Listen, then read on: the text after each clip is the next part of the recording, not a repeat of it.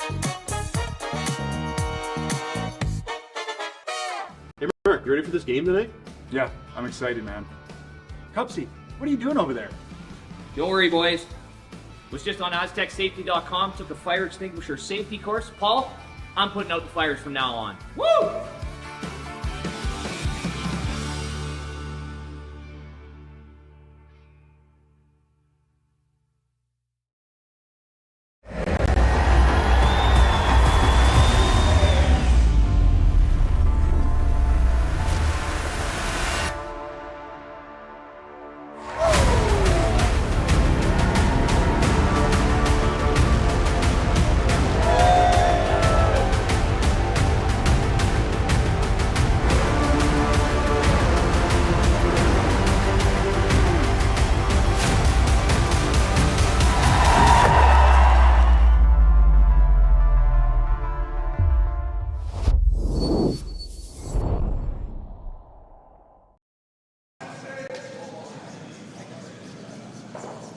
Hello, curling fans, and welcome to Martensville, Saskatchewan. It's the Curling Stadium Martensville Invitational.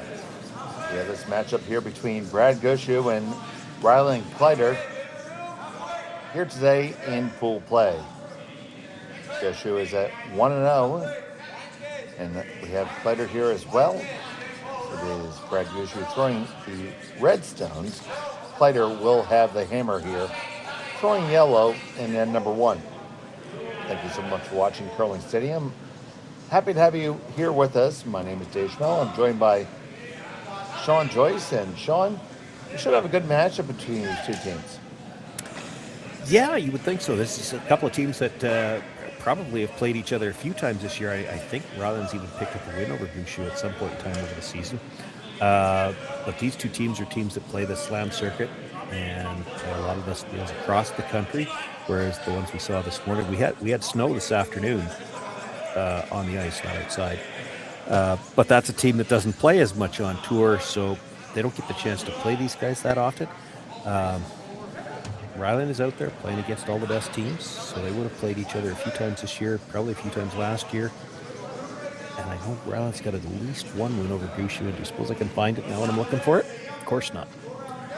Well, Rylan Kleiter has certainly had a good season thus far, even though as we're coming to the end of it, some very impressive wins, and we've had the privilege of calling a lot of their games and really seeing them develop this year. Of course, as we talk about how well they play, they rub off and into the open. Well, that's just how it goes, right? And there's a great crowd on hand here in Martensville to watch Brad Gushue play here. Of course, Brad Gushue has announced that this will be his last year at competitive curling.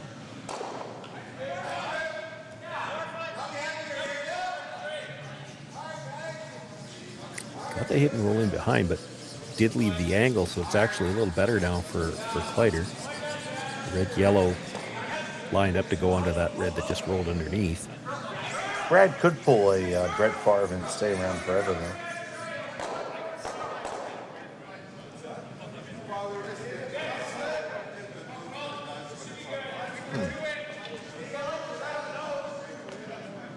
I think we might have a substitute on our hands. Well, or somebody's missing it. I was just trying to figure that out myself.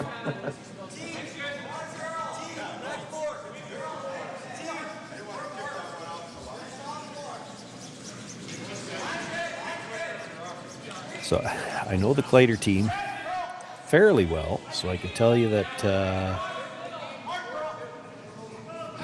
Matthew Hall has been playing third, even though he's listed as the second. And I don't see him out there. Josh Mattern. Yeah, I don't see Matt Hall brushing, right now. and I'm not even sure for sure if that's Trevor Johnson because he's not wearing. Well, I just test our boots in the ground, James Gordon, to let us know. Well, it's unusual for Trevor not to be wearing the proper uniform, so I'm not sure if that's Trevor or not until I get a better look at him. Trevor does frequently wear a hat, which doesn't make it easier when we're trying to figure out who's who out there.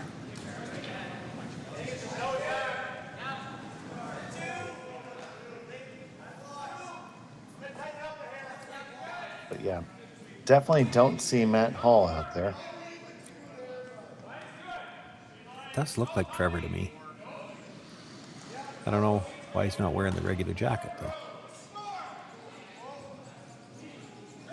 Okay, so according to James Gordon, the club manager and chief ice technician at Martensville, they're just playing as 3, and Matt Hall is in Europe.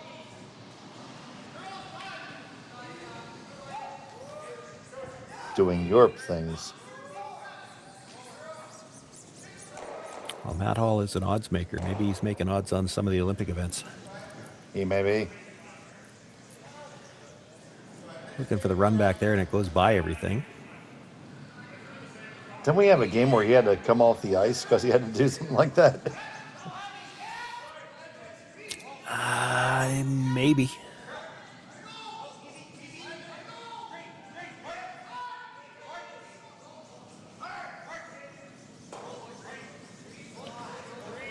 Gushue sitting shot, but Kleiter has second, and the angle in the house favors Kleiter. Kleiter's got last rock here in the opening end of play. So they're going to guard. They talked about moving things around, too, and you can understand why they'd want to. If there was a way they could change that angle in the house, it would be advantageous for them to do so, but it's hard to do that without just tapping the yellow onto the red, which, arguably makes it worse.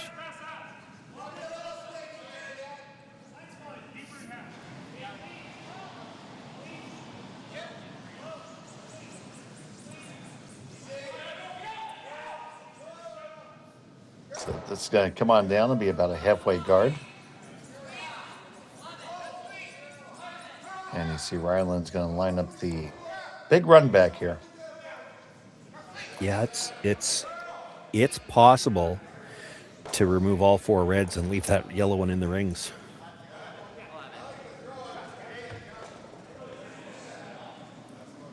And I'll tell you what, Josh doesn't have a problem throwing it that hard. So Josh Mattern firing away. Trevor trying to hold it there. On the 1, 2, 3. They get a lot of granite moving. It's still Kleiter sitting 1 now after that. All of that. Yeah, rolled the shooter with it a little bit, as much as so it's still whatever 2/3 buried. It is a center guard though.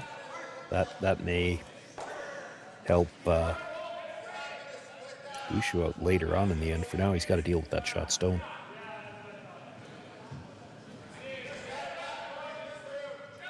So here's Mark Nichols.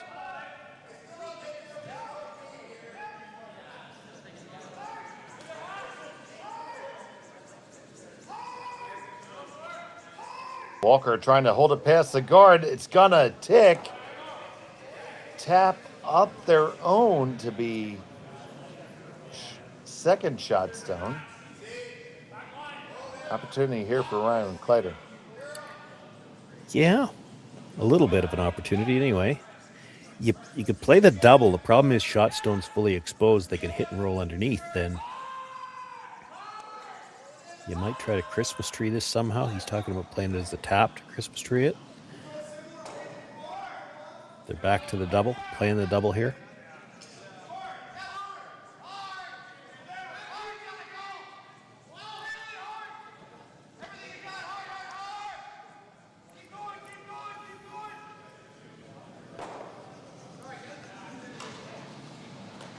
So Mattern with the southpaw delivery. Might have been back a bit too. Yeah, put it out just a skosh. Hits it and plants it. Yeah, more importantly, lost the shooter. So now that shot stone belongs to red. Second shot's wide open. So Gushue's got the chance to sit 2. Could probably even play this with quiet weight and try to roll this undercover. You might move the red at the side of the button, but if you bury the one at the top of the 4, that's not bad. You won't lose it with quiet weight. With that much ice, he's probably throwing like bumperish. Yeah, it's a little tight. That's a little tighter ice now. Yeah, I still don't think he's throwing this very hard. You could probably even get away with Hack with the brushers he's got. We definitely see you're able to hold a rock on the line. You know, and he doesn't want to roll Broomside. He rolls Broomside, he gives up the chance for the double, and Kleiter's out of trouble. But right now, he's looking at a pretty good chance to force.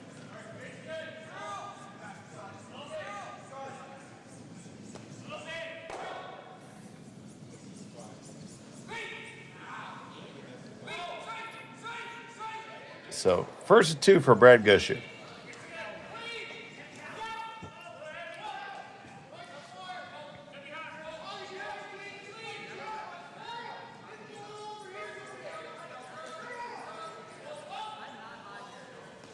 Gets across the face, makes that hit, and just a skosh of a roll, and he lies 1 and 2.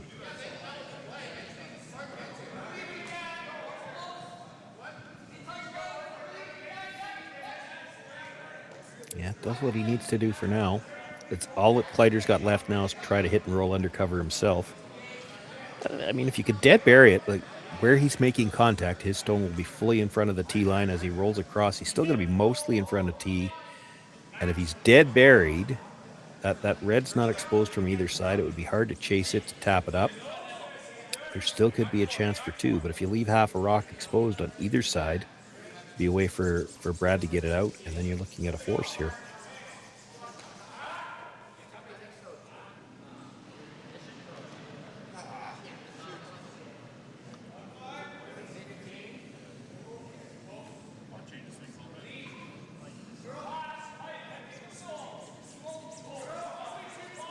So Kleiter with the hammer. Now with the first of 2 from him. Make the hit and stick right there. Well, that may not be ideal. So for Brad, I guess if you nose hit it, he's got the double. But if you roll just to the center line, I'm not sure you could hit it on the nose again and be shot rock, and you'd take away some of the draw path.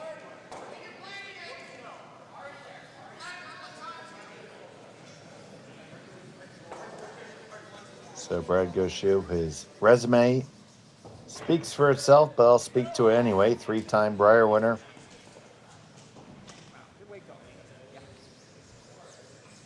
Gold medalist 2006 in Turin. World champion with his final of the first.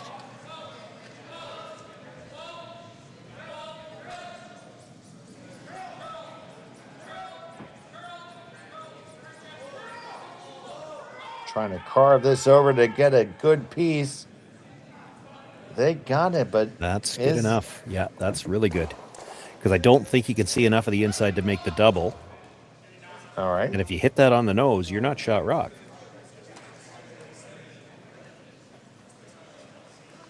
If you hit just on the inside, could you kick the one under cover out far enough to kick it clear? Well, maybe, but you're flirting with the guard if you're trying to hit that on the inside at all. There's also the possibility, because he's throwing the out turn here. So if he hits it fairly full, like 3/4, and that little bit of a roll to the outside with some rotation, it might spin in, but I think this is a hit to give up 1.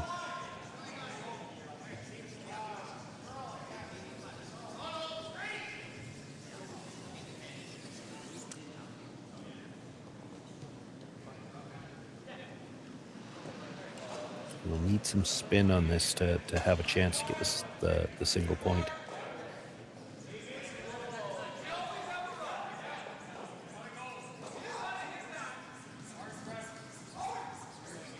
Well, he's going to have to try to do it your way now. He's overcurled that. He's going to touch it.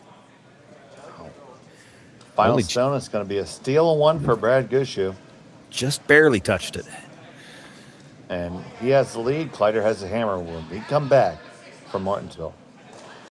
Developed over a decade in collaboration with the finest ice makers this side of the Atlantic, the Pebblehead PB5 is nothing short of a triumph of sophistication and craftsmanship. Weighing less than half its lumbering copper predecessors, yet boasting tenfold their durability, the PB5 delivers perfect, consistent ice, time after time. The PB5 by pebbleheads.com, the apex of ice-making ingenuity for the roaring game of curling.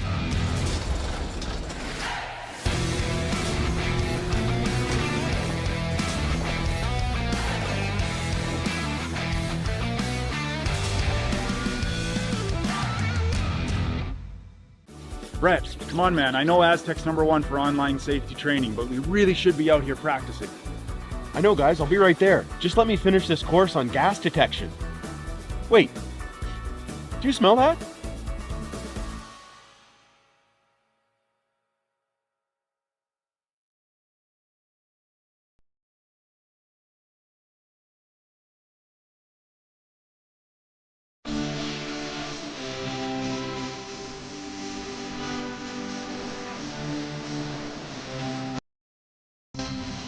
Not wrong. And welcome back to Martensville. It's the Curling Stadium, Martensville Invitational. So happy to have you all here with us. We have this matchup between Brad Gushue and Rylan Kleiter. It was a steal one for Gushue, and Kleiter has the hammer, throwing the yellow stones here in end number 2. Center guard is up, the first corner is up, and here we go. Now the corner might be a little wider than what they had in mind. We only saw the shot as we were coming back up, so I'm not sure if it might have grabbed something or what happened to that one. Now, we did see a game earlier today where we know you can get to the 12-foot, and at least now with it being that wide, it's not in the way if they need a draw path to the button later on. We saw some extremely wide shots played in our first game this morning.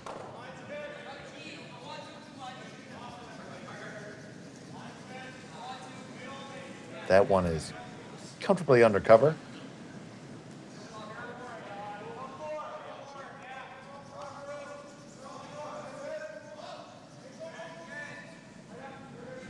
On the way for Team Kleiter here.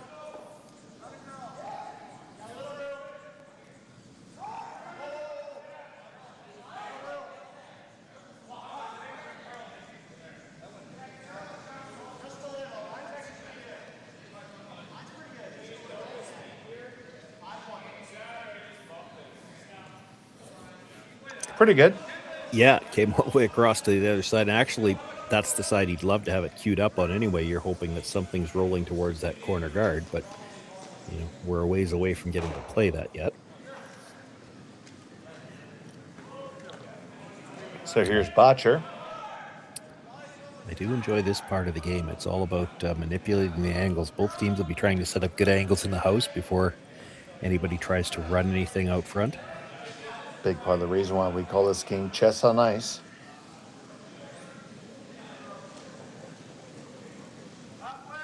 So Mark Nichols will carve that on there, lock it on. It's 1-3 for Gushue.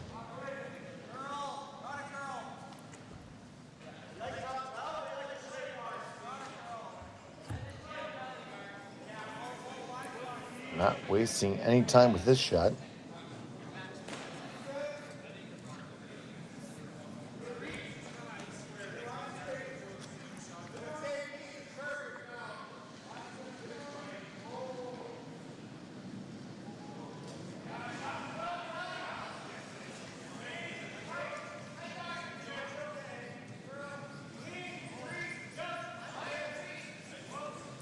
And we keep on stacking them up.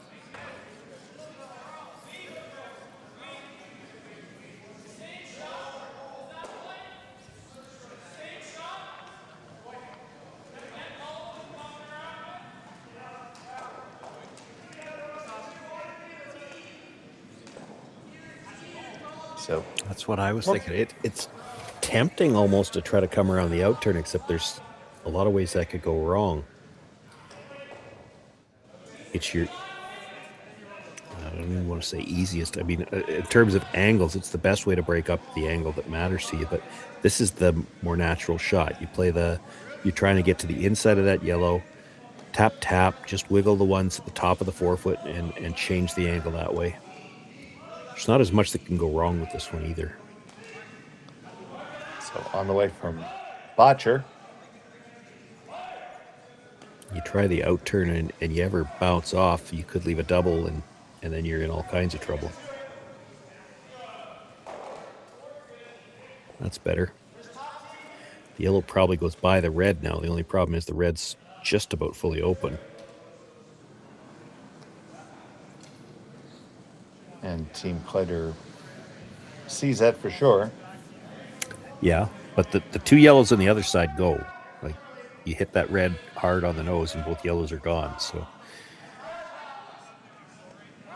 you have to make this one. If you're going to play it as a freeze, you have to make it good now, because your other two rocks are gone anytime Gushue wants to get rid of them. This one needs to be a threat.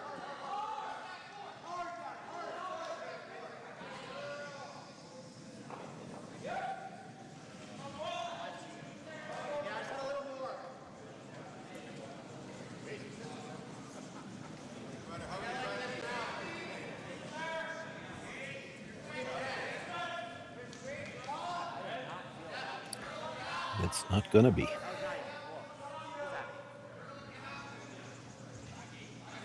That is way light. Yeah, I think you got to throw some weight at this now. The two yellows go, and I don't think it touches the red that's biting the button.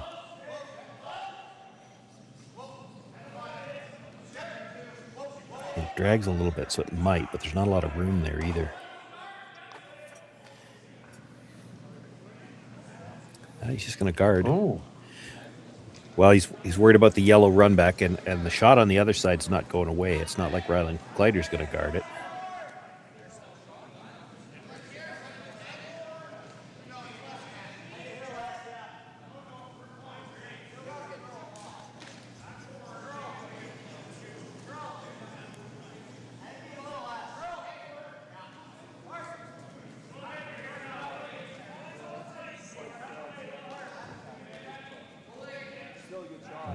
You don't want to get this tight to the yellow guard, though, and line something up.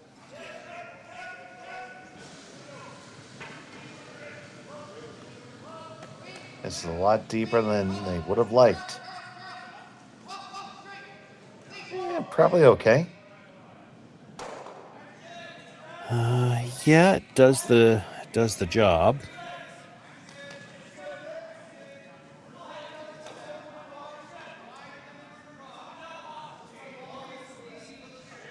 So thinking if he peels it from the center line side, it might come in and disturb the rocks in the 12-foot. I mean, it might do a lot of damage to the yellow ones, depending on how much it drags.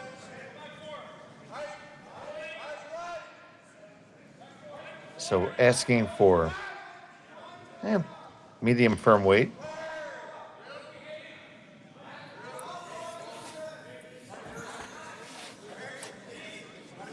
Yeah, I'm not sure about this one. Depending on how much this drags, if it hits that red at the top of the 12-foot fairly solid, you definitely could see, well, at least the yellow second shot rock could fly. The other one could pop out open at least. Yeah, I'm not sold either, buddy, so. It didn't drag too bad. It moved things around, but his yellow-red angle at the top is probably better again. He's got shot rock at the back of the 4-foot.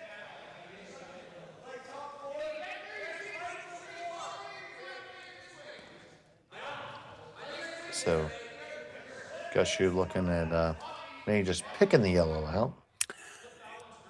Yeah, play it as a hit and roll. I don't think he minds touching the red right behind it, because it's never leaving. Like, it might go onto the red at the side of the 4-foot, which is only second shot now, but that'll put it behind cover. You hit this off the nose and roll in behind. One yellow's gone and the other one should be open. So here's Mark Nichols. Depending on how these bounce, the red might be shot rock after this too.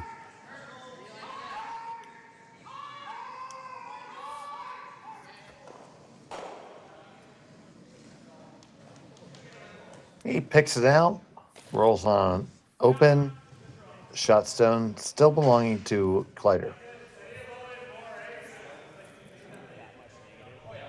Yeah, I'm not sure he wanted to pick it that clean.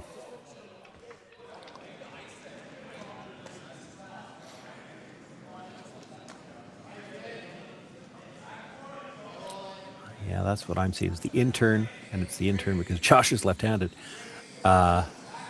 Get by the red at about 9, the 10 o'clock position. Even if you chisel off it, end up on the stone that's the side of the 4-foot. I almost think you want to throw for the chisel. You might, because to try to chase it direct, I'm not sure you can get there. That guard's not very far out. Yeah, I feel like that's a better call right off the bat. This is tough. Like what he's talking about doing now, he's trying to pass that red through the port. If you touch the red in the edge of the 4-foot, it's coming onto the yellow at the back. Now he's coming back to the chisel.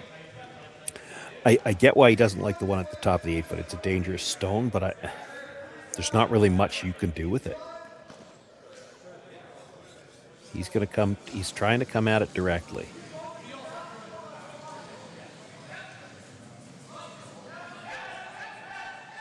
Big shot here for Team Kleiter.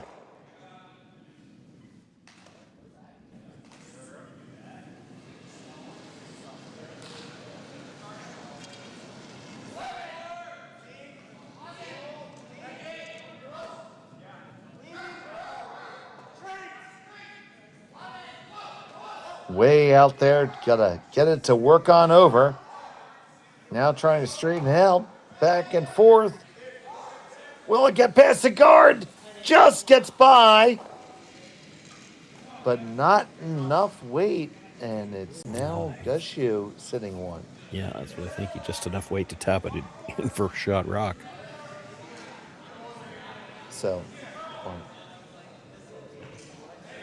call it what it is. That sucks.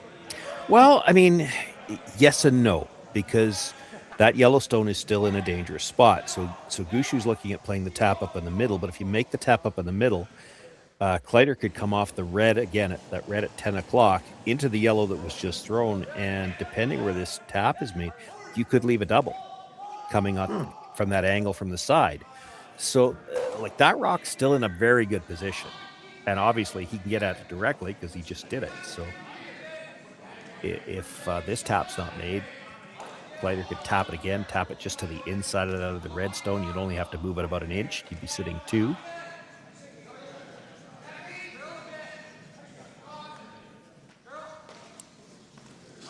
So here's Brad in the hack. Yeah, you really have to be careful how far you tap this.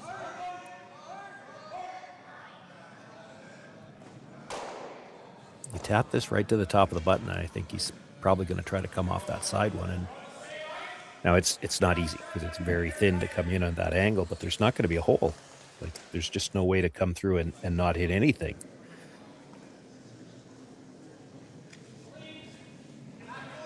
You'd like to tap this just enough to be sitting 2 and no further.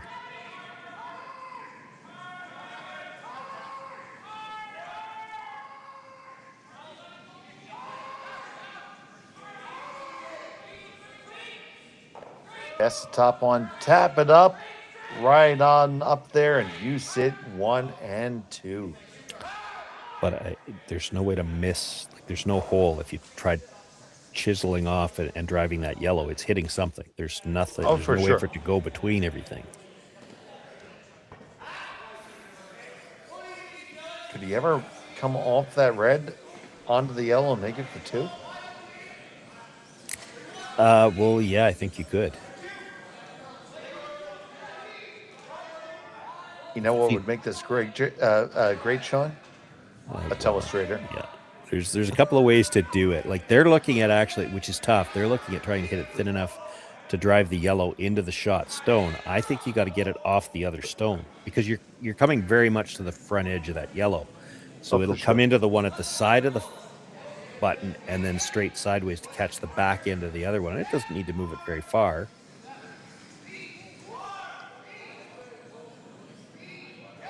So, Kleiter going after a big shot here. Off the red, onto the yellow, kill both of the Reds and score 2. Well, there's still a couple of rocks to come, so we'll see. Yeah, we'll get there. This one's key.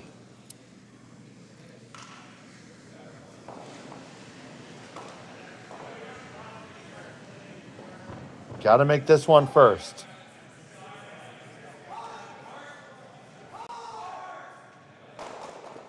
Off the one onto it and move it over. Are you shot after that? It's really close. Yeah, I think the yellow is shot. He kind of a bad break. He didn't move that red very far. If he moves it another couple of inches, he's probably got a shot for 3. Let's get that tight look at it if we can. And there you go. You see yellow touching the pin. But he didn't quite leave him enough of the inside of that red to be able to get it out real easy.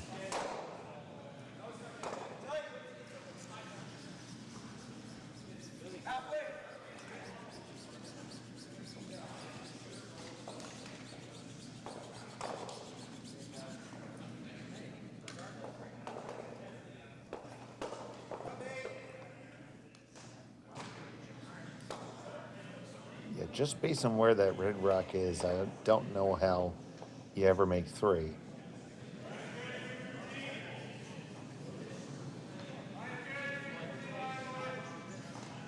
So you're like just kind of like cozying on up in there and locking in? I don't think there's any way you could hurt anything doing that. Again, I can't hear the players, but I'm assuming that they're kind of in the same boat as I am. You're looking around trying to figure out, okay, what's he got right now? And I'm not seeing much. He doesn't have a whole lot. You sure don't want to give him anything is the problem. Just a straight guard's okay, I think. Well, what are you guarding? I don't know if he's got anything. So you have to be careful when you throw the guard. Is there something somewhere, some kind of run that he could play? And I mean, I don't see anything. I think the 2 yellows near the center line are overlapped enough that he can't do anything with them.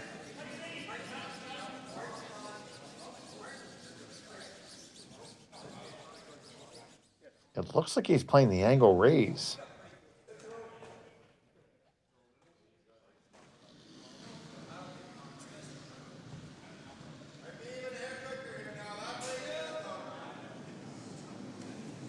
And that's what's on the way from Brad Gushue here. His last of the second. Trying to run this back and knock it off the button. He hits it, makes contact. Oh, yes, he does. And they are now shot stone.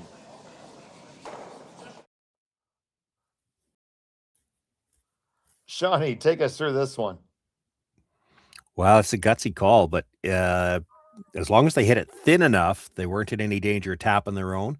You put this onto your own and tap the yellow through, it could be a shot for 3, but he hits it paper thin, comes across, catches the yellow, got it out of the 8-foot. That's all that mattered. And I think he hung around for 3rd. Rylan might be able to.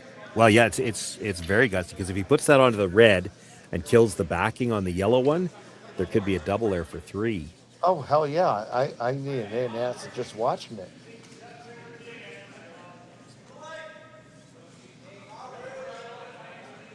Brad Gushue with it.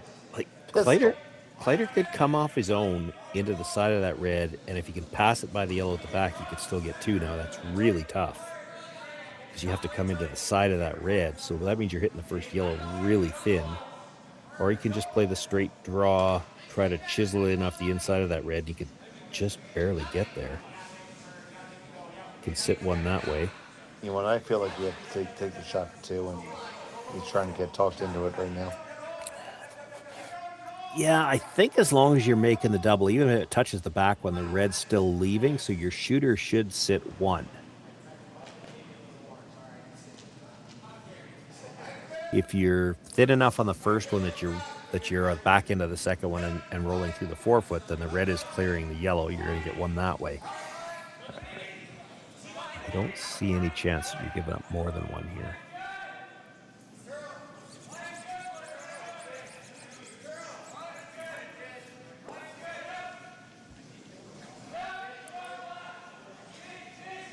he's throwing some weight here. I guess if he hits the first one too thick, he comes across the top of the red, drives it onto the yellow and spins up. That's a possibility.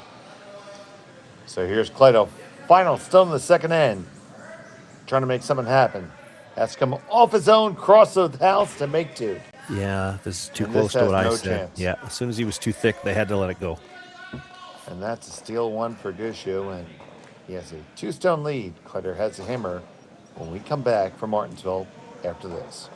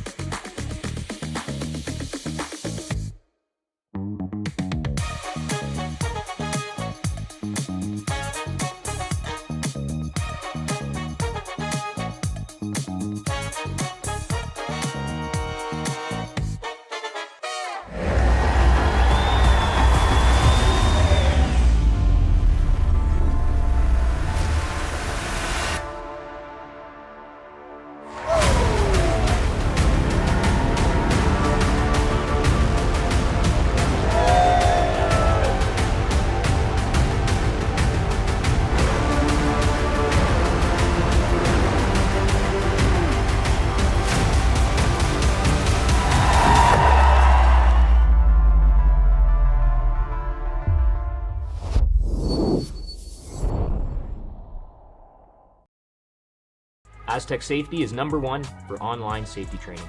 Aztec Safety is the proud sponsor of the Aztec Safety Challenge, the #1 event on the World Curling Tour. And Aztec Safety has been a proud sponsor of Team Jacobs on our quest to represent Canada at the Olympic Games.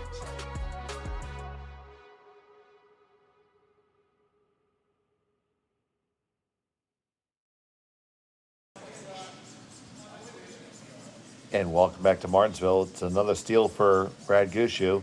He has a 2-stone lead over Rylan Kleiter here in end number 3. Kleiter has a hammer throwing the yellow rocks here at the Curling Stadium, Martensville International. And there is a huge crowd on hand here in Martensville to watch all these great players. You see them all through the lounge on both the lower and upper level. Great to see the community support. It's Saskatchewan.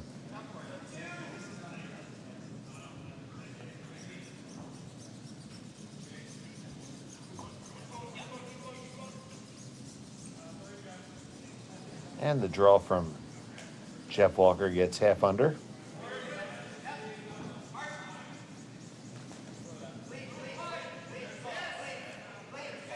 And Kleiter's going to play the stack game.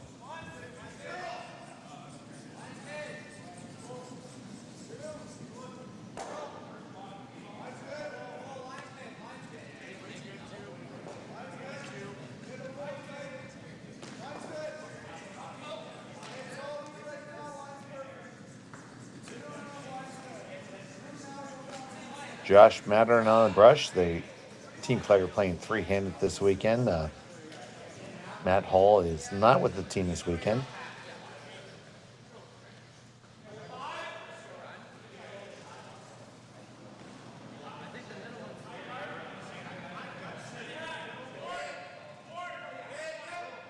Brad tapping up for the guard here.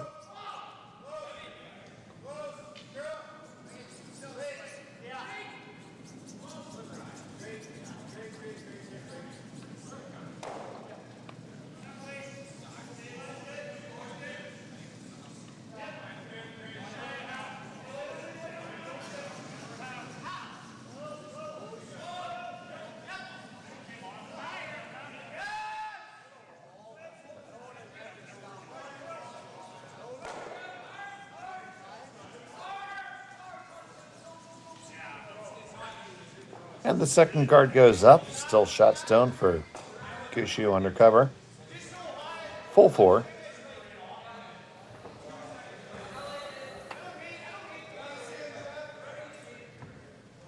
So Kleiter thinking about coming either in or going underneath the corner. Which would you prefer, Sean? Well, it's everything's getting stacked enough in the middle. It's hard to go to the corner right now because eventually something red might go that direction. I'd love to be able to move that stone at the top of the 4-foot if you could here, but as long as you get a good angle on it for now. This goes back to what we were saying last time. It's all about manipulating angles at this point in the end yet. And as long as you're playing in the middle, I don't think there's any chance that Brad's going to peel that corner guard, so you still might be able to set up a chance to go around it later. Kind of have to deal with the stone in the middle. That's not what they had in mind. It does weasel around to be shot rock. Yeah, and it's mostly very behind gettable. cover. And it's somewhat gettable. Oh, for sure. The guard's fairly long. But if you get it and roll to the outside, it gives Kleiter something to roll in off of. So they're going to play the freeze. I don't think the broom's down yet, and Brendan's ready to go. Hurry up, put the broom down. We're playing the freeze. Brendan, of course, being the longtime skip, has a idea of where the broom should be.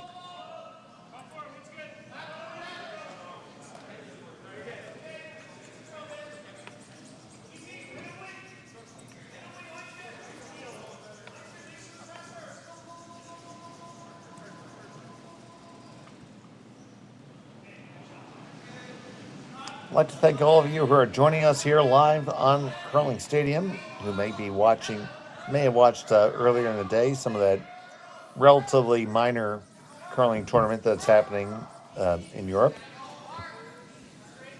But we appreciate you being with us here right now. So if you could, give us a like and subscribe to Curling Zone on YouTube. You can watch curling to your heart's content. We have it all the time.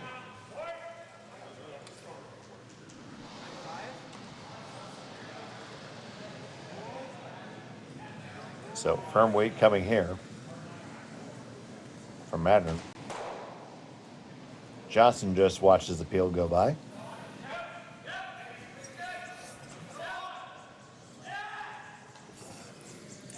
Well, that yellow could disappear anytime Brad wants to now, but again, we've seen this with them already. They're a very patient team. He knows that shot's there later. Going to freeze one in the pocket. Could just guard again, too. And that's where you're really being a veteran, knowing that shot's always going to be there. Because you would think that a younger curler always going to say, well, I have to be shot rock right now. Yeah, you do see that from time to time. And you wouldn't be wrong necessarily here to get rid of that yellow stone. But you start hitting that and you're going to leave the reds clustered. And what you may find is that the best case scenario, you might get back to a blank. And they're going to play the hit. He's okay with a blank. If you hit this right, you don't have to leave them grouped so that they can all leave either.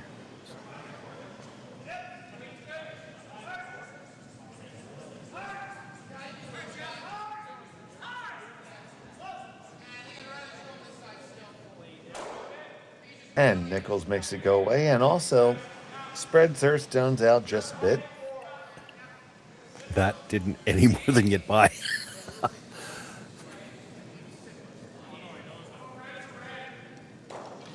Great result, though. Fantastic result. If it rubs the yellow, it's probably an absolute disaster, but it turns out good. Sits 2. You could play what they're looking at is the jam it and roll behind the corner, or you play the run. Red over the top of the yellow, come back, kill one of those reds in the rings, and then it probably rolls over towards that red in the 12-foot. So you could get rid of everything, well, 3 of the rocks off the center line, and leave yourself sitting second with this.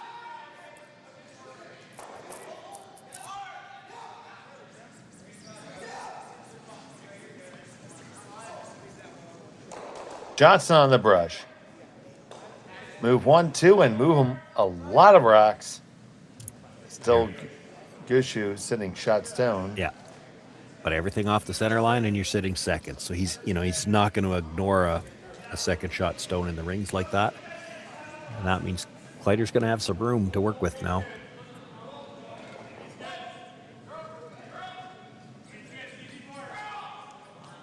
So you imagine a hit here and then address the center stone and try to roll under cover? Yeah, with 3 stones left, he'd probably play the hit and roll behind cover. Now, if you could roll just fully into the 8-foot here, a roll behind cover wouldn't be shot rock.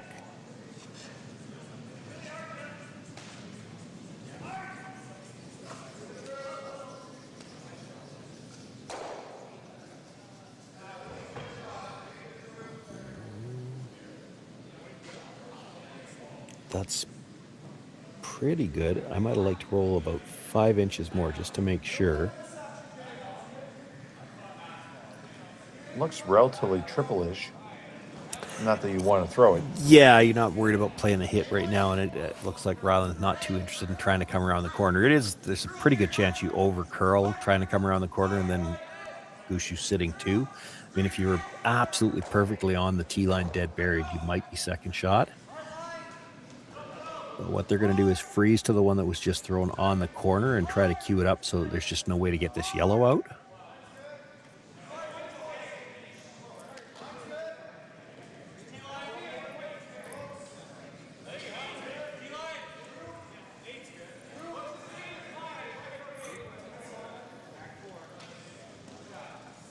This one needs to sit down.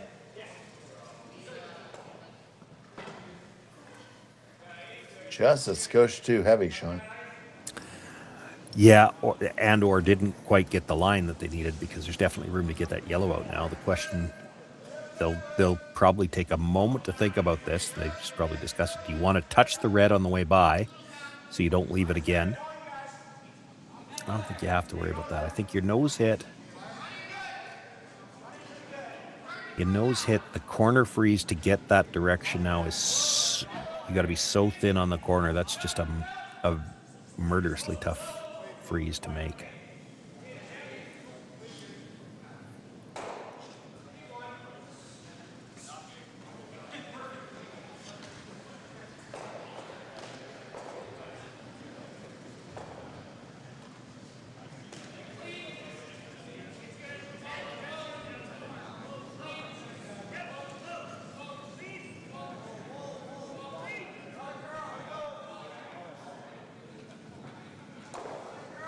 There's the hit and stick for Brad.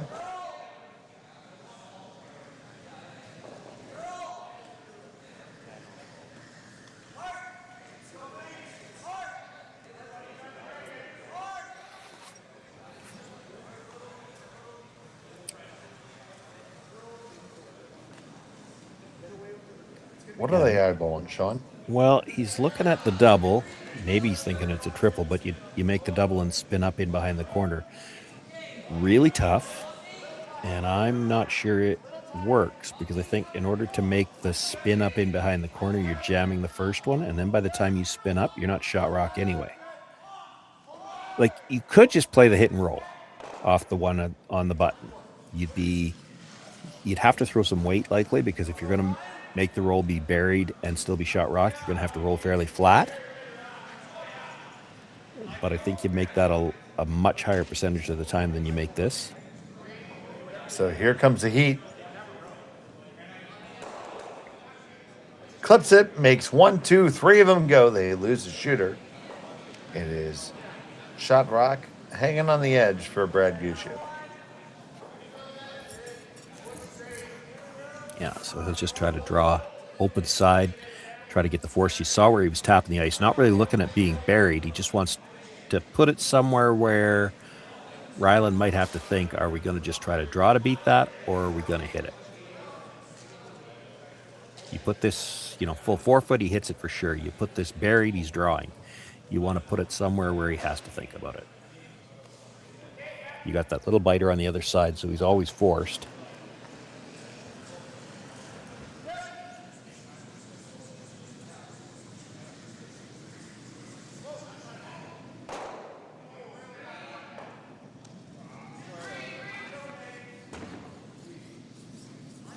So Brad asked for just a sliver more ice.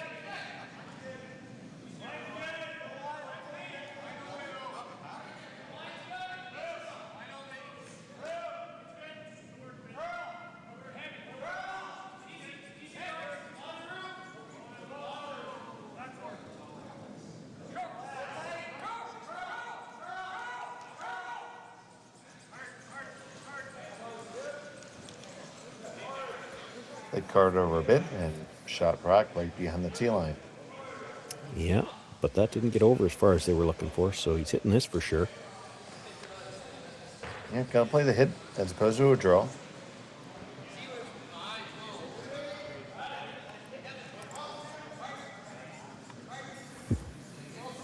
Still has to be made.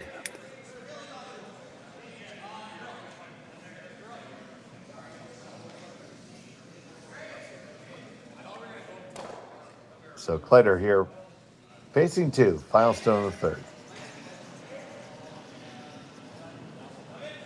Just want to hit and stick and put a point on the board.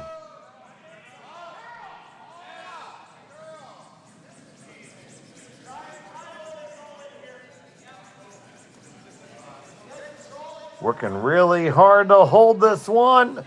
Oh no, it's gonna flash on by, and it's a steal of two for Brad Gushue. In an absolute tragedy, it's a score of 4-0 over Kleiter. We'll be back in a moment from Martensville. Who knew after 20 years in real estate I'd have to make silly videos for Instagram and come out behind a tree? Stu, we need to do this stuff. Why can't I just door knock into open houses like I did in the old days?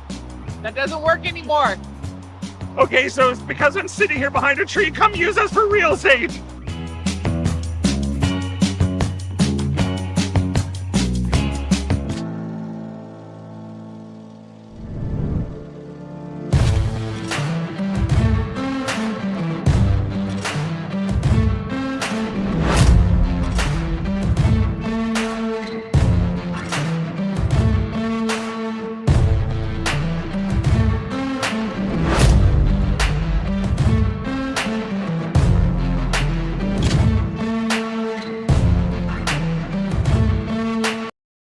All right, real talk for a second. If your snack situation hasn't changed in years, maybe it's time for an upgrade. The Chocolate Lab makes legit chocolate that's worth paying attention to. That's it. Back to whatever you were doing.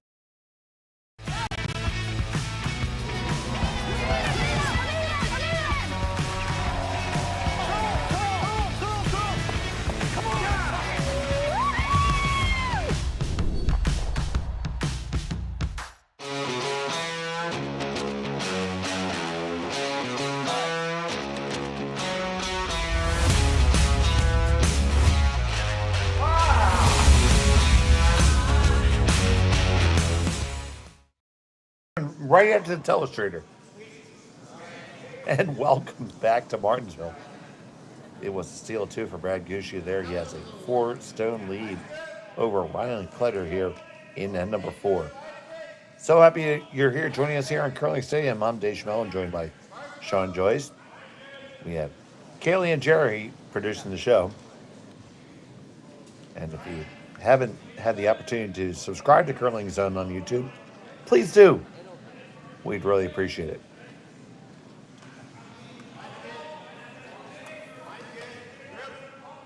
And we were talking in the break, Sean, that and just kind of got away from Kleiter a little bit.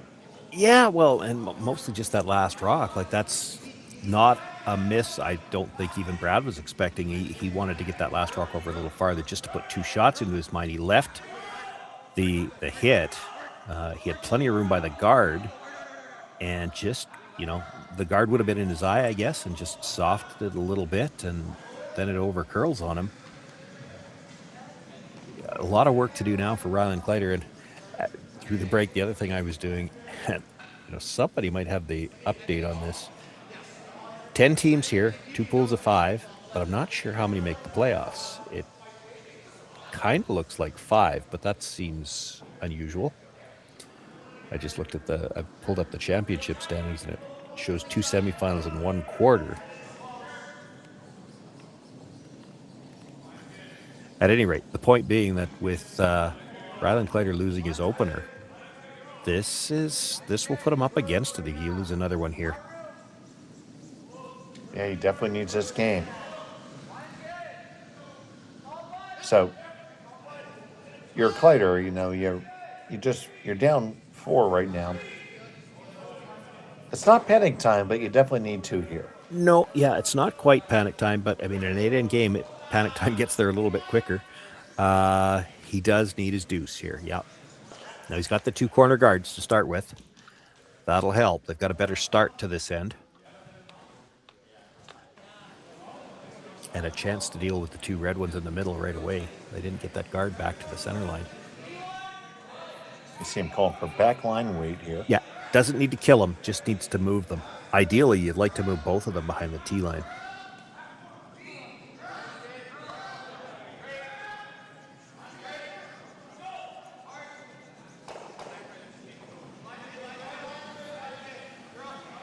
So Trevor Johnson consulting with Josh Madden before the throw, and it's on the way.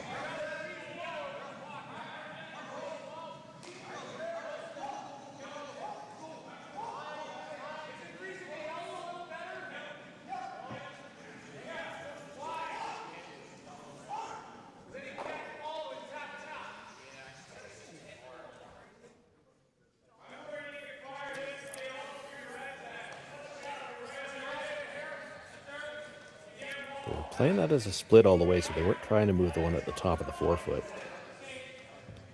Got a pretty good result out of it. Like, this is a tough chase now.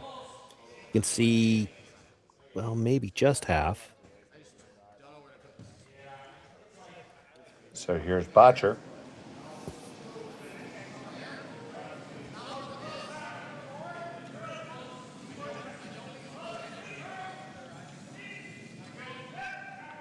Back and forth, curl, then straight. Got to be pretty close. Pass the guard, no problem. And they make that pick.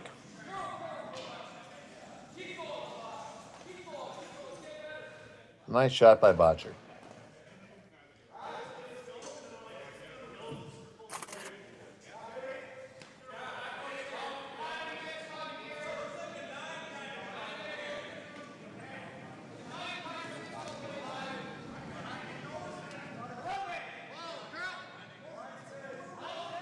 You ever take on that double in the middle and try to roll just a little bit underneath that corner guard? You could. The problem is they can't afford to roll out. They got to keep a shooter. You also don't want to risk ticking that yellow corner guard. I don't mind playing this with quieter weight. You don't really need to kill the reds either. I mean, we just talked about how, it's critical that they try to get their 2 here. But they've got rocks in play that they can work with. At this point in time, you've got to be thinking where you should be. You need to be thinking about possibly setting up 3 here. You've got lots to work with.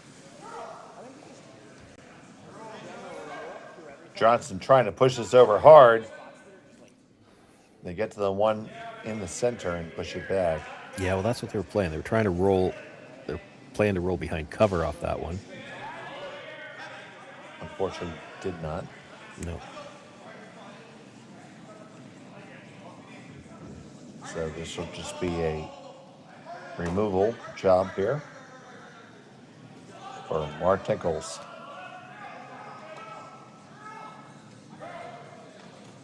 Botcher on the carve right off his hand.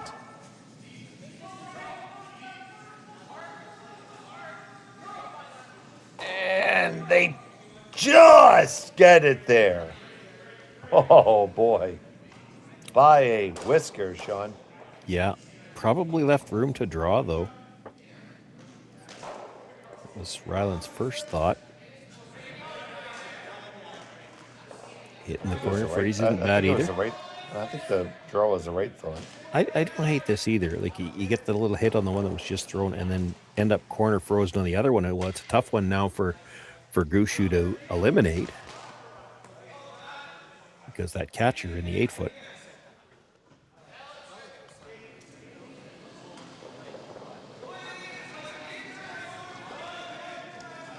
funny. You watch an end like this developing, and you'd look at, Gushue sitting 3, but actually Kleiter's in pretty good shape. Like he's got all kinds of rocks to work with. They need to make one good setup shot somewhere along the way, and they're in great shape for 2 at least.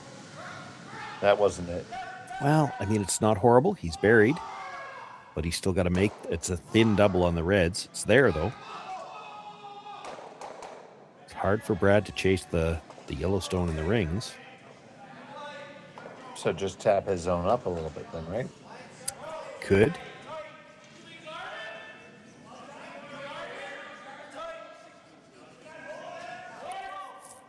Makes the double a little tougher. Could leave a triple.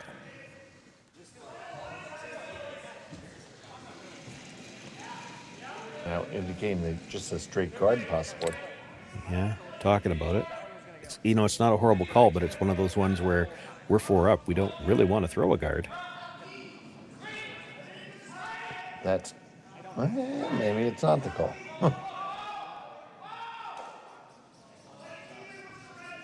All right. I think that discussion was about how deep do they want the guard because they're worried about what he might be running. I'm just going by the directions that he gestured. Yeah, so Mark's buying it.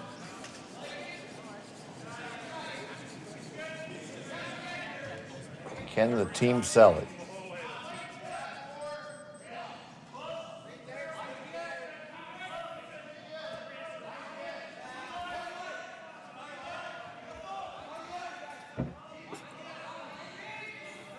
And that is going to be a guard on a pretty good line.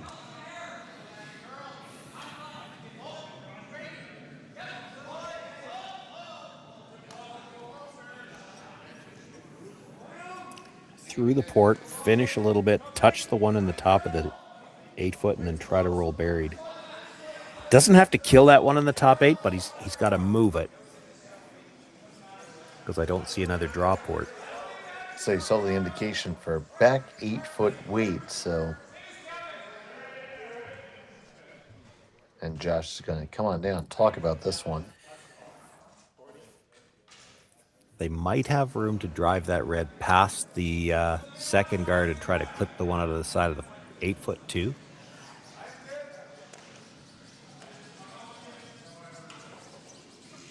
If you could drive the one that was just thrown onto the shot rock at the side of the 8 foot all the way across the house, kill those 2.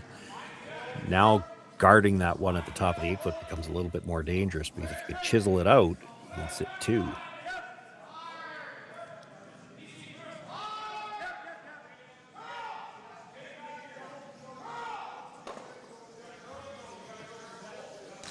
Can you ever get a back line or board weight shot all the way around the outside? Probably.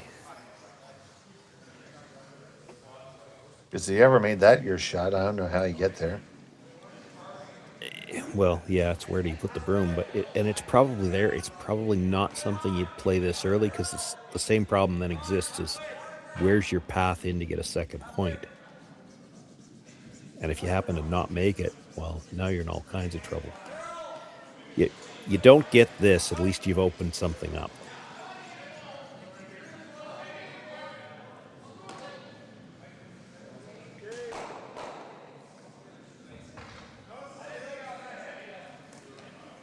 That's interesting. Just by jamming that, he's got a little bit more of a port now. You might be able to get to that stone and the shot rock stone between the yellow and the red now.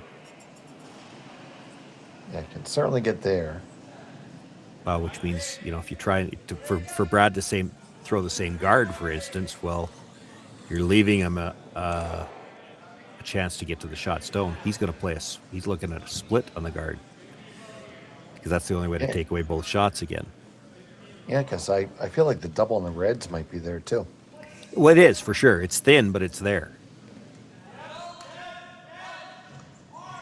And if you're Rylan, you're certainly going to throw it. Yeah, and you might like to throw it on the first one too, just in case you miss. Yeah, if it doesn't go right. I mean, that stone at the top 12 foot is buried.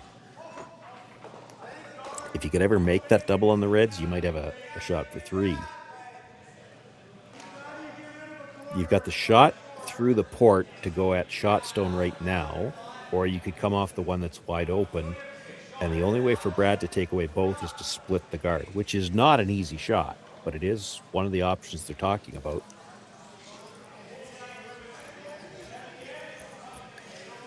He doesn't need to necessarily dead guard the stone that's at the top of the 8-foot either, as long as he takes away the inside edge of it so that there's no double. So they're going to play the split. They're going to try to get 2 guards out of this.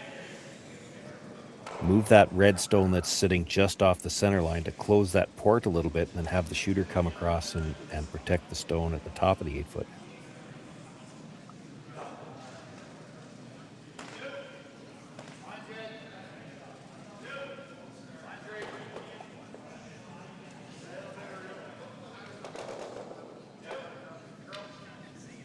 Tight shot called here by Brad Gushue. High level of accuracy required.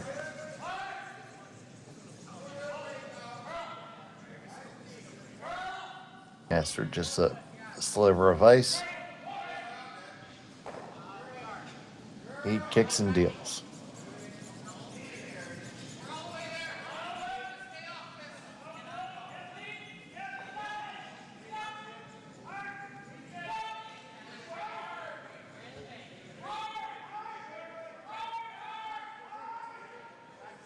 Just working on down. They want to get just a piece of it. Did not split it, just raised it up. Yeah. I don't know whether they were trying to cross it or trying to hit it straight. They ended up getting, like, neither. They tapped it dead straight back, so both shots are still there. I'm throwing the double all day right now. I think you have to. I mean, you make it good enough, you're actually 2 buried. And the broom just went down for it. Here it comes.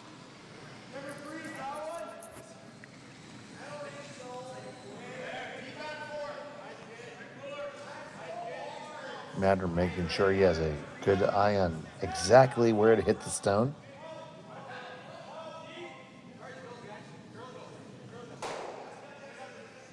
Skipper is in the hack. It's thin, maybe a quarter. Quarter should be close, I think.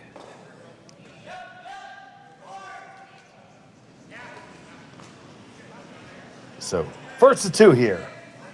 Trying to make this cross-houser. A little bit in and out on the delivery now, trying to hold it. Off and on, probably pretty close. Clip it. Did it get all the way across? No, it's going to go over the top. Yeah, he just over-curled at the end. You could see that really from the hog line in when we switched the camera view. You saw how much movement there was at the end. He was only looking for about a quarter and about almost to a half. So they sit second and third right now.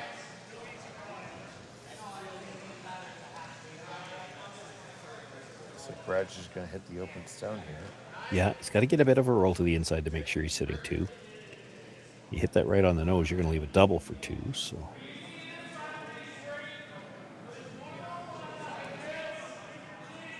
Flop to right behind the other red, it would actually take away any chance to come through that port and do anything with it too. There's not a gimme draw anywhere right now either.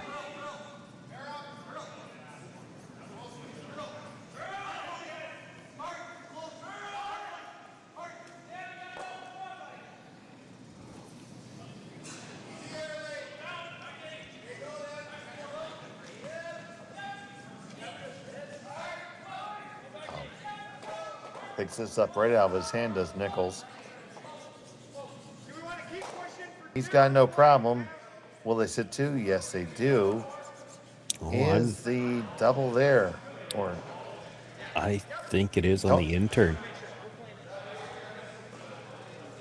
Intern, or the run is there for sure. The run's there for sure, yeah.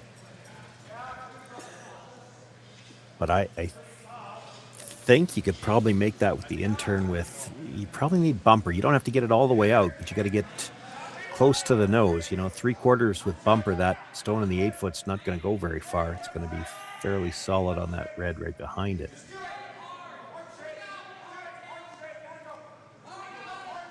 And how much do you think this is affected by the fact that they have one brusher? I know generally only one person sweeps anymore? Yeah, so not that much, I don't think. And Trevor's pretty good at switching back and forth. The issue here will be, and this is where I think it worked for him. That guard is high enough. Like there's, 12 feet plus between the guard and the rock in the house. He needs to get close to the nose on a rock that's just fully buried. But with this quieter weight, I think he can get there. Final stone at number 4.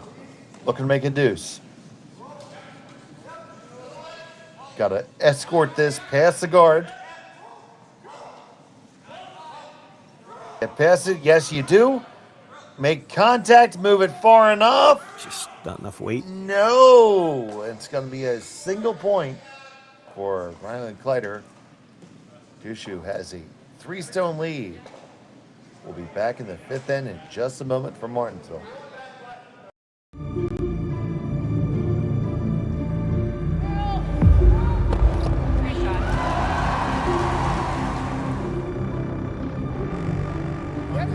Yes. In. Whoa. Oh boy. John.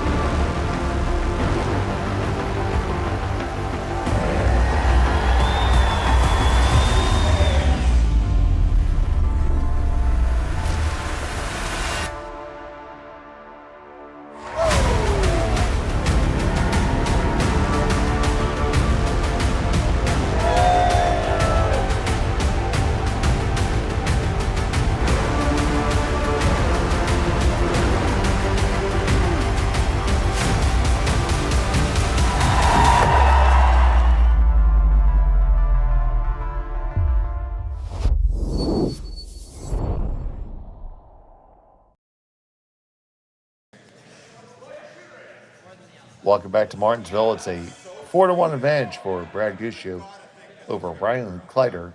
Gushue has the hammer here in the 5th end, throwing the Red Rocks. And Sean, it was a hard foot single for Kleiter there. Had a shot at a do so. Yeah, I think so. I mean, he threw that very quiet, not enough weight to get the 2 stones out, and just got to the nose. So I'm not sure if he throws the right weight. He needed more weight to make the shot, and I don't know if it would curl as much then. They did not ever have the chance to carve that one. So. Threw it well, just needed a little more weight to get them both out. So Kleiter has the double center-ish guards. Yeah, it doesn't have them as well lined up as you would have liked. That long guard, again, we talk about this all the time, that long guard by itself isn't really guarding much. Now, Brad can't peel anything yet. This is still just the 4th stone of the end, but if Kleiter elects to come around, say, for instance, on the next one, Brad could then just peel the tight guard, because, again, it's fully exposed out from that long one.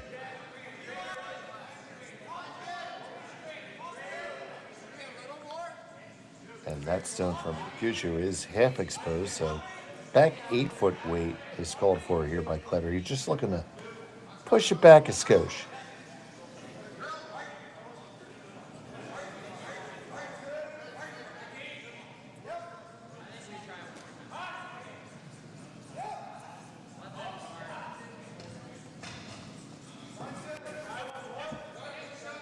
Josh Madden picks this one up. And is carrying it coast to coast, gets past the guard, and just is going to rub on the second one. Ends up being second rock. And here goes the tight guard.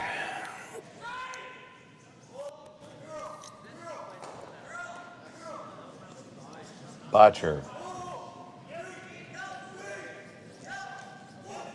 Laying down the sword of Damocles in this one.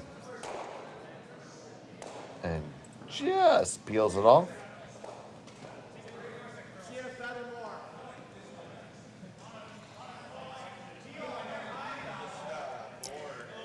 Have to throw another guard now, and now you have to line it up, which won't cover anything in the rings, really. But you have to put this guard in a spot where they can't just straight peel it. Yeah, it sets you up for later. Yeah, you would hope. I mean, it's... The angles in the house aren't great for Kleiter right now.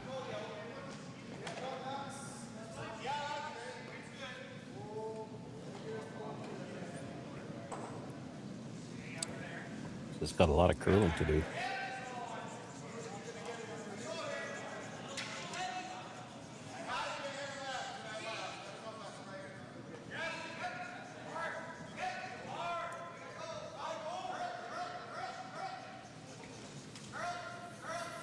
Certainly not as far as they wanted to go. No.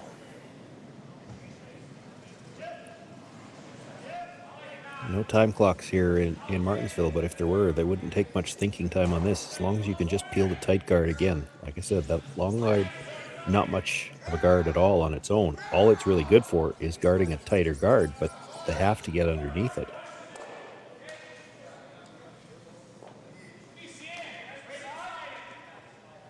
So take two for Team Kleiter here.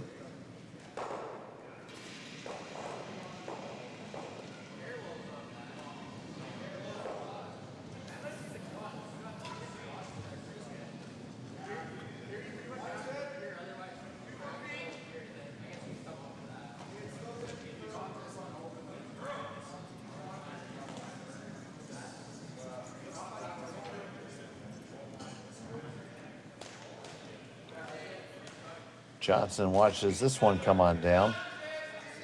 Coming a little bit heavy, but it's a better line. Not much. You know, he's tighter to the rings, but he's still not buried at all. So you can play the straight pick on the tighter guard.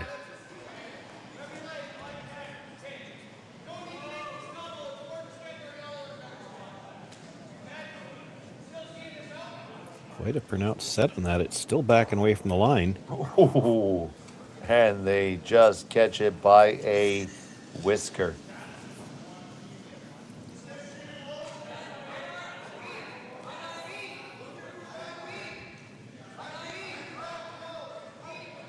It's not Gillette, but that was a close shave.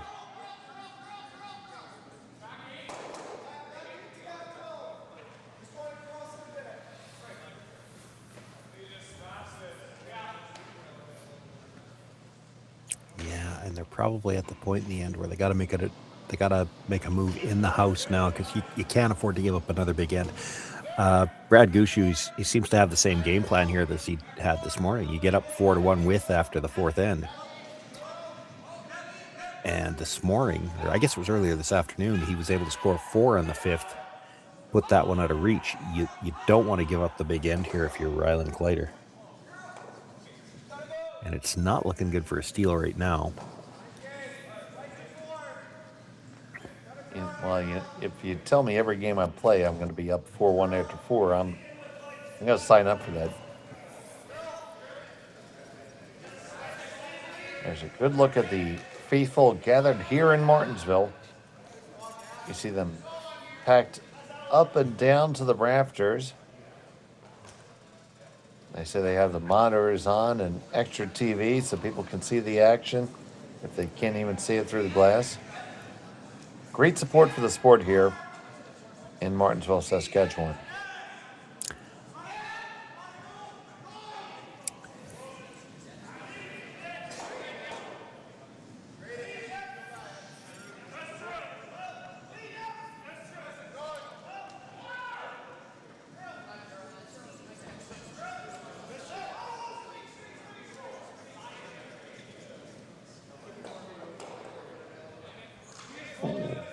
did catch that high guard a little bit, but Yeah. doesn't really hurt him, I don't think. No, kind of plan B'd it, but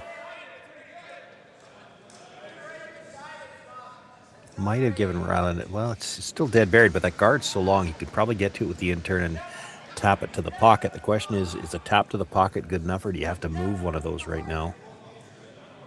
I guess if you dead freeze... You probably had to move it, Sean. Well, yeah, I don't know if you do. Like, if you could dead freeze it here in the pocket, because look at where your shooter's going to end up. So you've got the red run. Again, put a yellow one dead frozen in that pocket. So now you could run the red that was just thrown to jam out the two reds, leave the yellow shot, or you're going to have the shot on the other side. And as long as you got two shots, Brad can't take away both of them, and what's he going to do? You're kind of, you're in some trouble here. You're down already by 3. You have to be willing to ignore a few rocks and take some chances. But if you've got a shot on both sides, there's still a chance to perhaps set up a steal, or at the very least a force. You start playing weight right now. Like, you play this with weight and move a red. Brad could always nose hit the red and the 8-foot on the other side. It comes off the yellow and into whatever stone you're going to tap back here. So that's why they'd want to play this with just a tap if they could.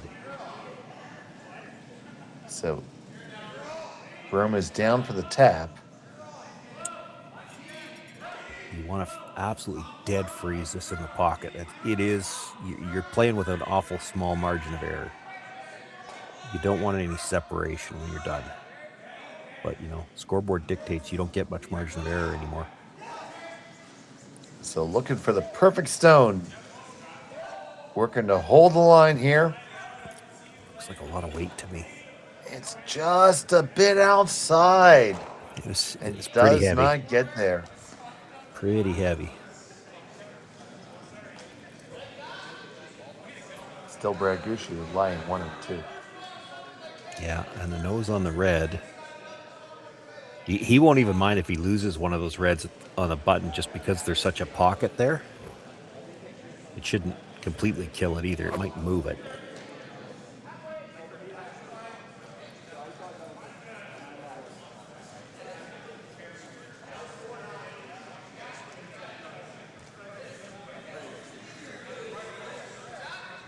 Yeah, because you have to have some pause because there's 2 yellows in front of your rocks.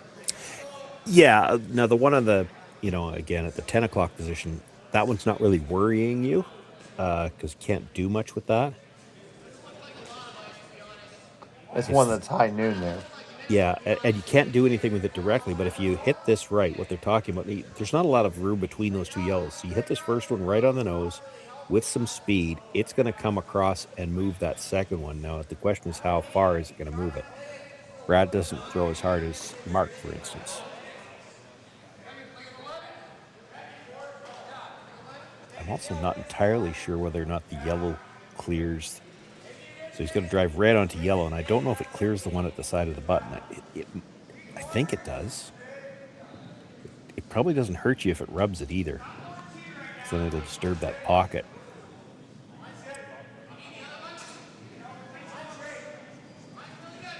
So firm weight on the way from Gushue. It's not narrow.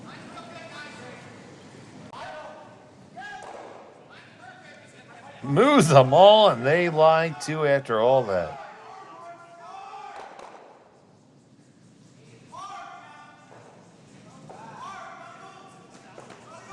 I don't love that. Talking about just hitting and rolling in front of it, so you're going to concede a draw for 2.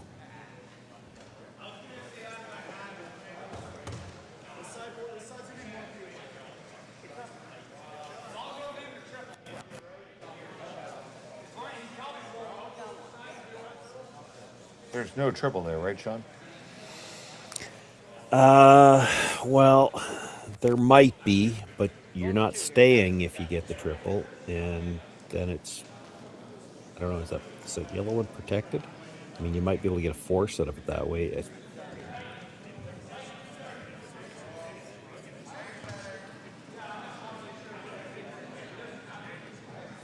So last on the way from Kleiter.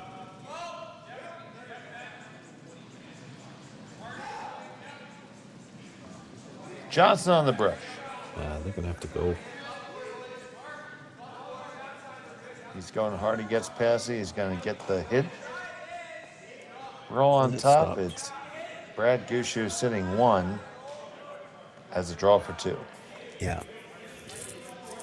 Well, that was the best you were ever going to get out of that shot, which,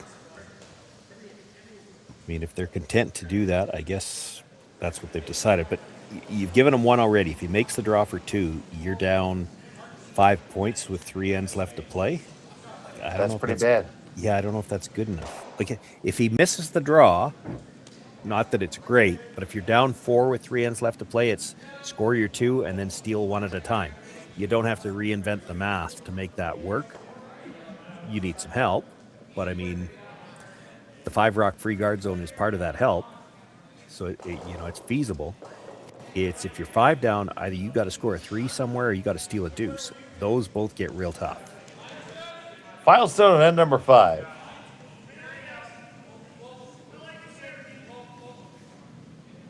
Gushue, he's got 1 in his pocket. He's looking for a second one. He needs a button. Sweepers are standing straight up. This is skating, and it is going to sail past the target. It'll be a single point for Brad Gushue. He holds a 4-stone lead over Kleiter. Kleiter will have the hammer in 6 when we come back to Martensville after this on Curling Stadium. Developed over a decade in collaboration with the finest ice makers this side of the Atlantic, the Pebblehead PB5 is nothing short of a triumph of sophistication and craftsmanship. Weighing less than half its lumbering copper predecessors, yet boasting tenfold their durability, the PB5 delivers perfect, consistent ice, time after time. The PB5 by Pebbleheads.com, the apex of ice-making ingenuity for the roaring game of curling.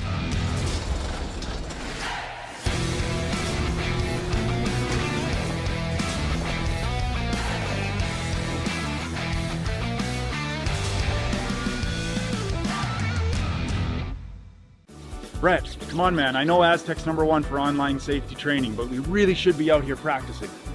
I know, guys. I'll be right there. Just let me finish this course on gas detection. Wait. Do you smell that?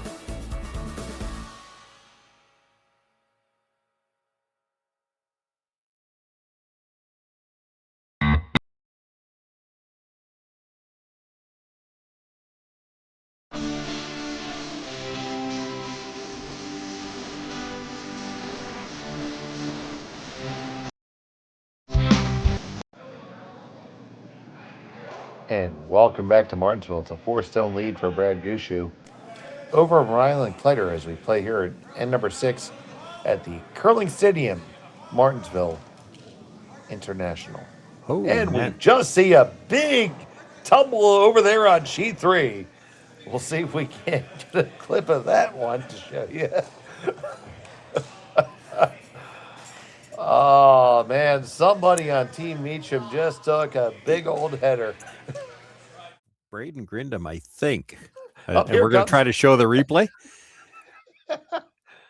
Oh, down goes Frazier. Yeah, Braden Grindam, I think, and it might have been a case where they've only got one sweeper, and he's sweeping with a gripper, and I think he was trying to switch sides, which honestly, I'm surprised it doesn't happen more often when you get into that situation. It's really hard to sweep on the offside with a slider on.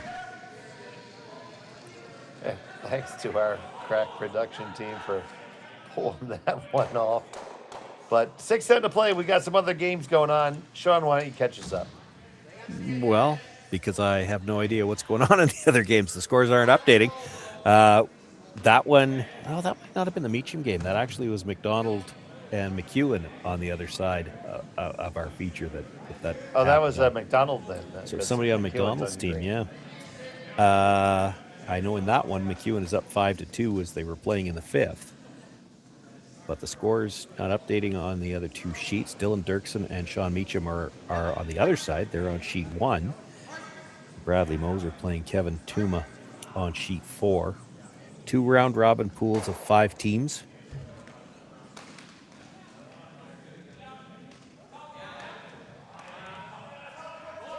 Okay, scoreboard shots. just a second. Get you updated. And then I have to figure out who's throwing There, which sheet one. set of stones. So it looks to be the Dirksen team there throwing the Reds. So if that's right, they're up 4-2 over Sean Meacham as they play there in the 6th already. I mentioned McEwen was up by a score of 5-2. And the 5th inning just completed there by the looks of it. We haven't seen the score go up. That was the fall we saw. Everybody was worried about picking him up. Nobody put the score up. And a 4-3 game over on sheet 4. I think that's Bradley Moser leading there as they play in the 6th. I could speak for every ice technician in the world where I say, "Are you okay? Get up."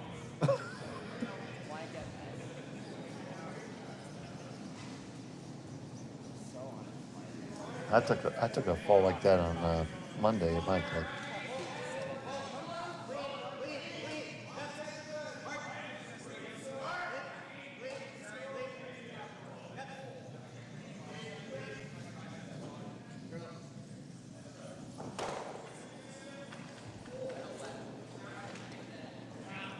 See this draw under cover, and it's going to be second stone. Yeah, not critical. I mean, he could have even been just biting at the back 12 would have worked for now. He needed a rock where they couldn't get at it, and that's what he's got.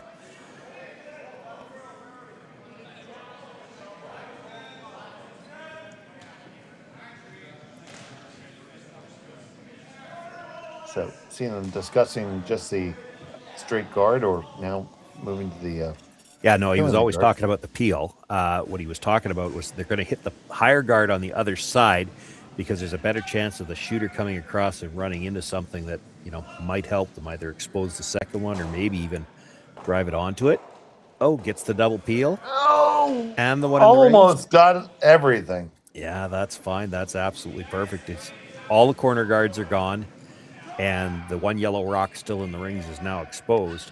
So for Kleiter, your choices are you guard your one that's in the rings, or you loop right around everything.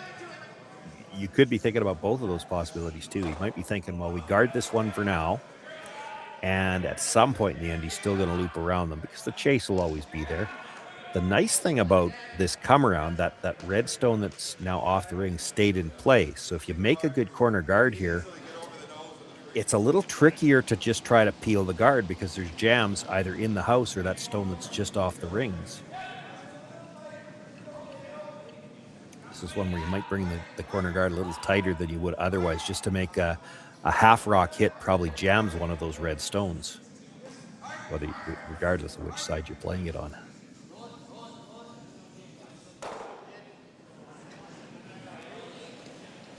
Guard has to sit. It did, but chase is there either way. Chase is there, and the guard's probably high enough that you could straight peel it too if you wanted to. I thought they'd try to get that guard a little bit tighter, where the jam on that stone just outside of the rings would be a little bit more possible. They are going to try to dig it out. Just can't miss this on the wide side. You got to hit something yellow here. If it's the guard, so be it.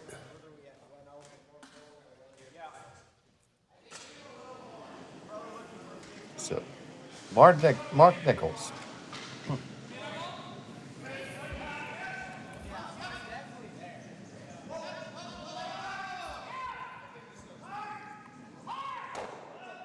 Hard to hold the line here. And they just get past that guard and all the way back and make that takeout. Great team shot there.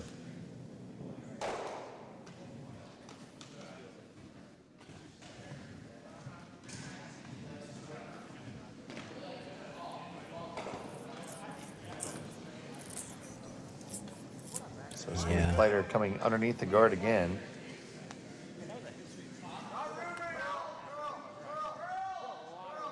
Has to make something happen here, down by 4 in the 6th end. Does have the hammer, but can certainly not afford to give up another point.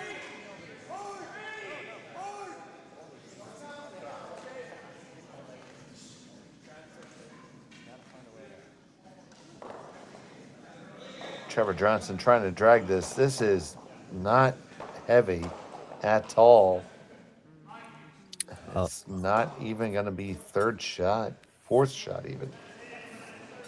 Well, that's not critical. It's a tough one to remove, and there is a nose hit triple on the Reds right now. So you got that in the spot where it's tough for Brad to get rid of it. So he's going to have to play more of an offensive style shot. So whether just it's a guard tap it up and change the angles? Yeah, probably not, because that could just as easily leave a quad. I'm thinking you're either throwing the guard or you're throwing another one in the rings. It looks like they're going in the rings. You don't really want to throw the guard because then they just come around it all. Mind you, that still probably eliminates the one that was just thrown.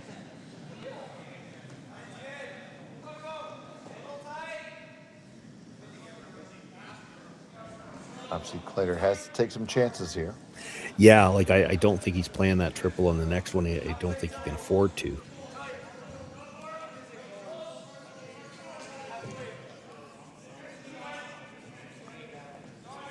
It's the kind of shot you have to hope it's still there for your last one to get a pile. You play it too early, you just give Gushue too many chances to get rid of all the yellows. So it's going to settle in the rings right at the tee line. It's 4 Redstones counting for Gushue. No, he is going to try it. Scary thing. I think the quad's there right now. I don't think you're ever getting the one that was just thrown. Because to get the one that at the top of the button, to come towards the one at the back of the 8-foot, you got to clip it fairly thin, and then it's going underneath. He's going to loop around everything, and I don't mind this call. This was one I talked about earlier, that you might have to play this at some point in time. And again, the fact that the triple is there, you loop this around, you've always got a way to get rid of that red at the top of the button. The trick here is to try to find a place where you can put a Yellowstone that Brad can't get at it.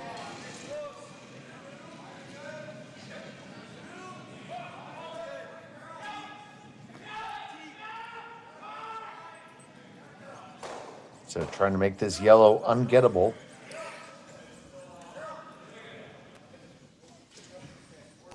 Yeah, or at least force Gushue to try to run something red back, and if you can get a bit of a mistake, maybe he takes care of one of these rocks for you. It lies second stone. Now, you can certainly get it a couple ways.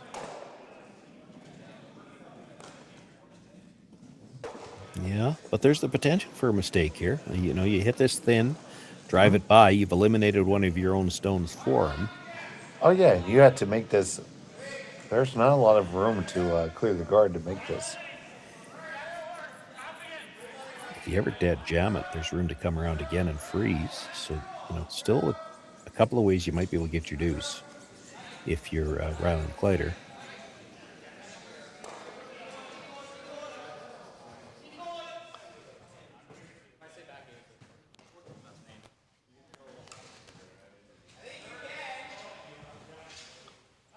So here's Gushue.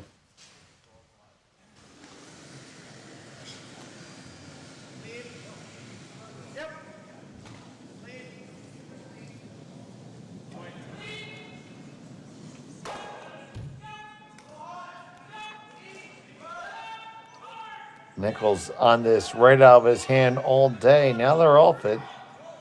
A little bit of carve, push it up and back and out.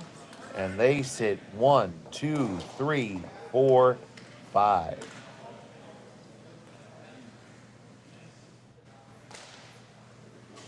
That's a lot. It is.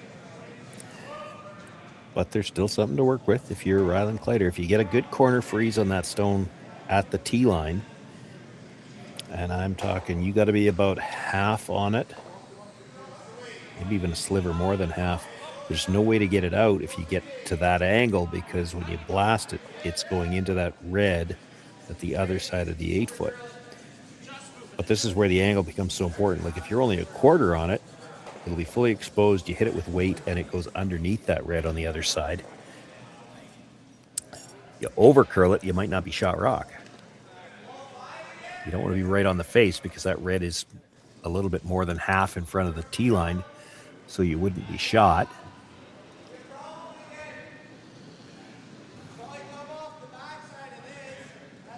Half to 3/4 dead frozen, and I don't think you get this one out.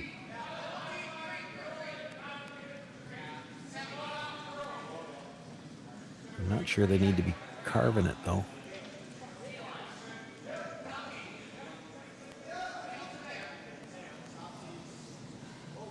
Yeah, they just needed the weight on that. They didn't really need the extra curl. You can ignore that stone if you really want to. You're already sitting 3. He doesn't really have anything off that. I mean, even if he tried to hit to run it up and could run the triple, you're still going to have 4th on the other side. So Brad's going to ignore it, throw the draw himself, and put a little bit more pressure on in this last shot.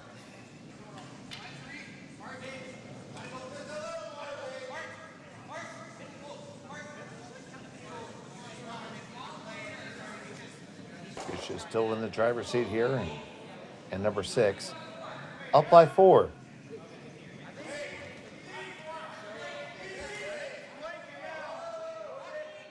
Sitting 3, going to make it 4.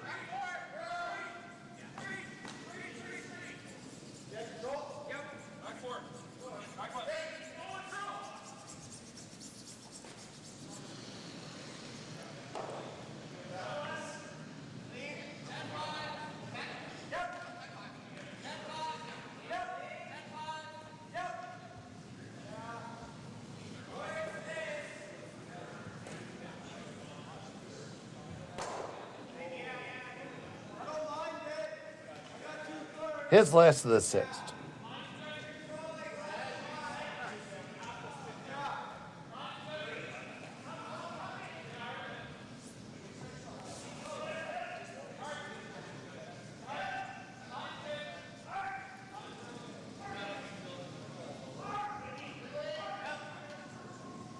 Boys are on this one hard.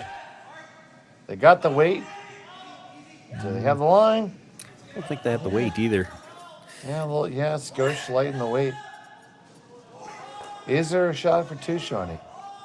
I don't think so. There's an out-turn draw for 1, but I don't know if 1 is enough. Kid, if you ever hit that dead nose really hard, does it come across? It might, but your shooter's no better than 3rd shot, maybe 4th.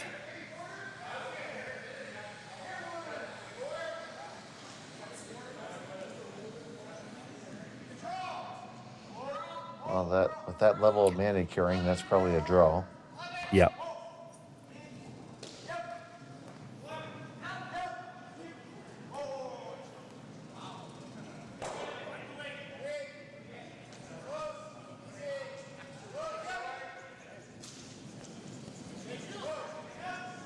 So, final stone of end number 6, facing 3.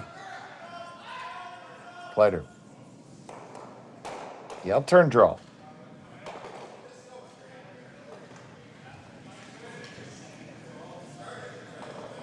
He's going to take it in himself. Can they get it there? Can they get there? Can they get past the guard? Oh, yes, and they do stick it for the single point. And they will trail by 3. Gushue will have the hammer in 7 when we come back from Martensville after this.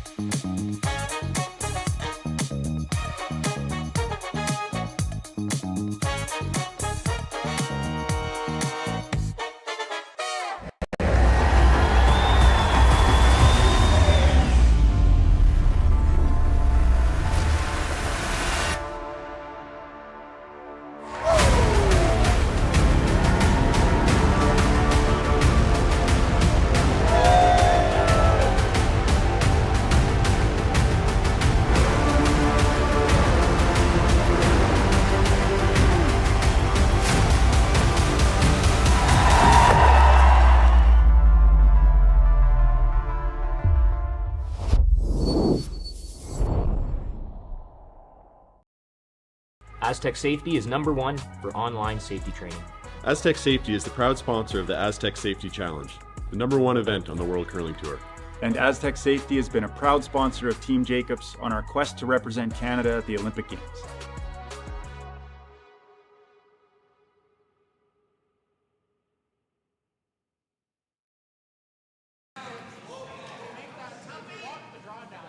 And welcome back to the Martensville Curling Club. It's the Curling Stadium Martensville Invitational. 10 teams here competing for some valuable points and some money along the way. And there's Brad Gushue with a 3-stone lead over Rylan Kleiter. He has the hammer here in number 7. Thank you so much for joining us here on Curling Stadium. And Sean, what's your plan if you're Kleiter? Well, you're 3 down, 2 ends to play. That means you have to steal a deuce at some point in time. You're going to throw the double centers. And you don't have to press too hard for the deuce here. Like, you don't want to end the game on this one. But, you have to keep it in the back of your mind. I think that was an attempt at the second guard. It comes into the rings, so that's a chance for Gushue to play at it. You will see occasionally you get the first guard up. If the come around comes right to the top of the button, you could throw a freeze on your first one, and knowing that if you throw the guard on your 3rd stone at the end, which is the 5th stone overall at the end, you're still in the same boat, but at least you're not facing 2. I don't think you would have played the freeze on a stone. That first stone was not in a great position. I think that was supposed to be a guard, and it slid too deep. So looking to pick this one out. And they picked that just like you picked your nose. Yeah, you're never thinking about stealing 2 now. This is, you have to try to steal 1 this end, and you're going to be up against it to try to steal 2 coming home. But, I mean, you don't have your 2 guard set up now. So really tough to steal more than 1 with only 1 guard. The long guard, again, by itself is only really good to protect a tighter guard.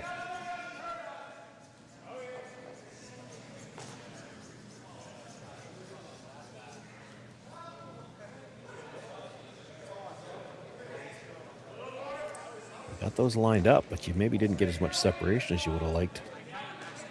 I think they're going to take a run at the double peel here. Pretty sure they can just rip them out of here. Here comes Botcher. He kicks and fires. Big positive release here Even from if you Botcher. even if you just peel 1 here, now how do you throw a second guard? Because that one's halfway. Like, how do you separate them to try to throw a second one now? You might have to come around, and then it's peel the guard and guard for your life. And he just got the top one there. There was a contrail off the back of that one. I'm going to try to tap this one behind the button, knowing that the guard's going to get peeled, and then you might have something you could freeze to later on.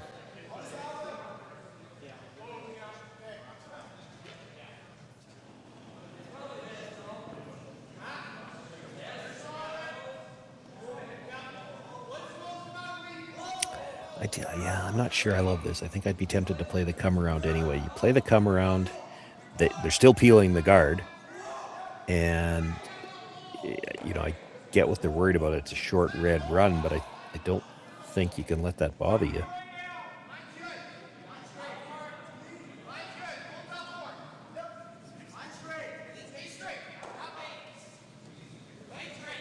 And they make the tap back. But obviously the peel is still very available. Yeah. Well, I don't think they could hurt themselves trying to get the double either. There's no way you're jamming both of them. If you jam 1, doesn't really hurt you. Botcher with his second. Gets 1, gets 2 in. There they go.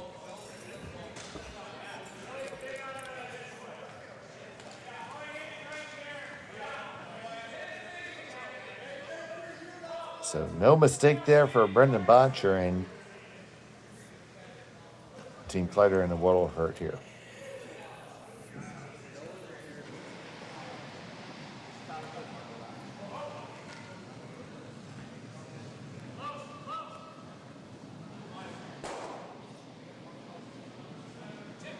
Stones left to come. They look at the freeze first. That might be the way to go. You get the freeze.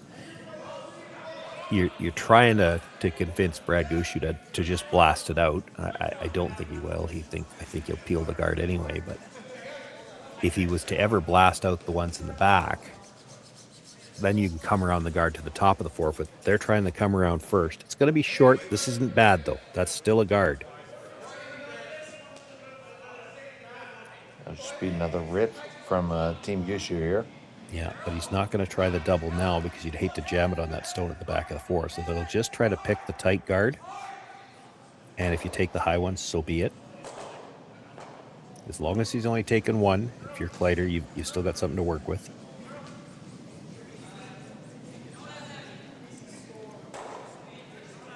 And they do pick it out. I still like the freeze on this one. That's what he's playing. You play the freeze, you're hoping you could convince him to blast the one out of the back. If you blast the one out of the back, you still got the guard. Now you can come around to the top of the button and you're shot rock. And if you get a mistake trying to blast the freeze, you might have a chance to sit 2 later on.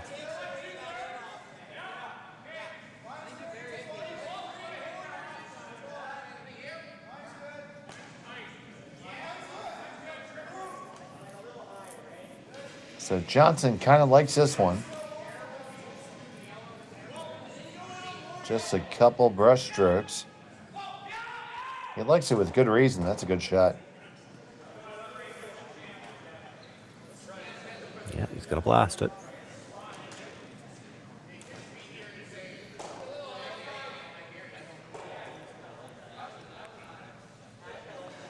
So here comes Nichols.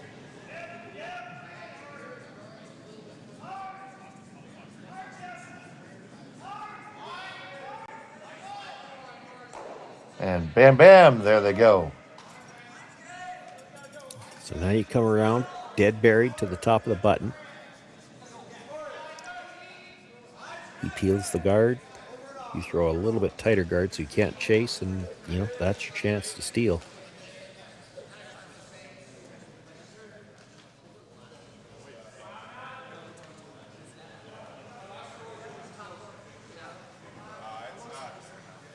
Kleiter lining up the shot.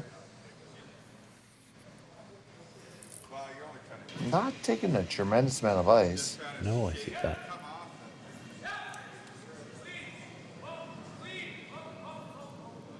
Might be a situation where the middle of the sheet's a little bit flatter. Could be to do with Rylan's release, too. He does have a fairly pronounced set on his out-turn draw.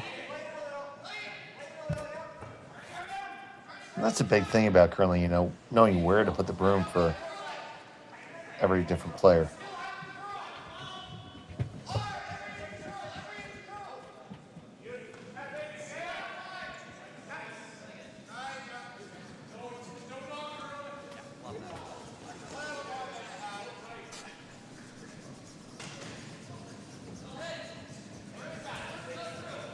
This one has to get there. The line's great. You need all the weight, though, guys. That's okay if he just peels the top one.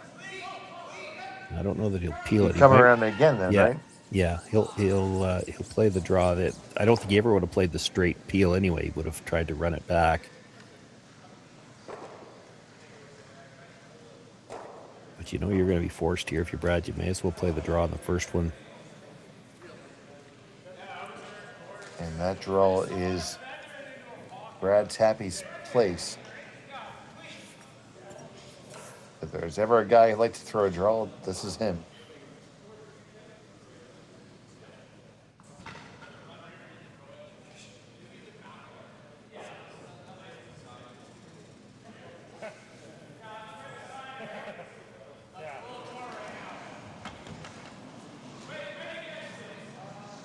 Is first of 2 here in the 7th inning.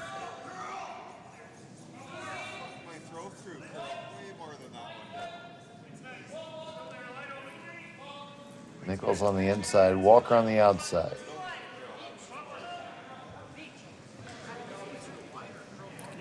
You don't want to put this behind the tee line, and if you are going to put it behind the tee line, you want to be well back there. It's going to stop just short of the tee line.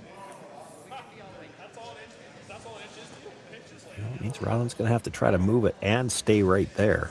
He's got to move it, well, 2 rock widths to be shot rock. And hard to move it that far and stay on the nose, too. You flop out a bit to the outside, there's room to get it out. Yeah, he's got to just paper his own. Yeah.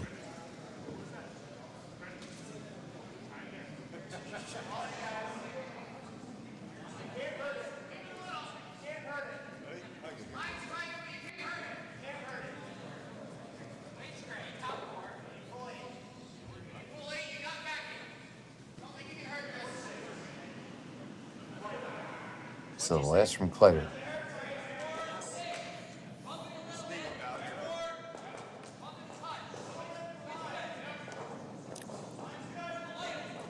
Johnson picks it up. He's trying to hold it out there. Yeah, that's really tight. Can they get it past the guard? Yes, he does. Past the next one. No, it's going to rub on off and right on by. That's going to be a draw of 4 for 2 for Brad Gushue.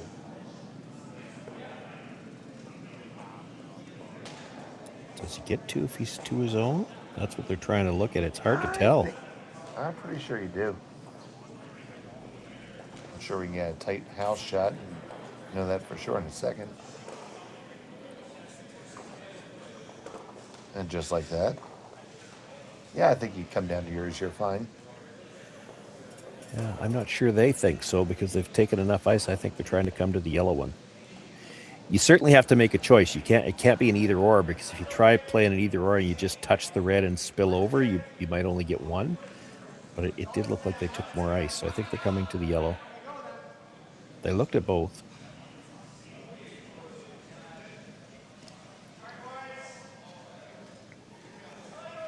So Sydney won. Brad Gushue trying to hammer the last nail.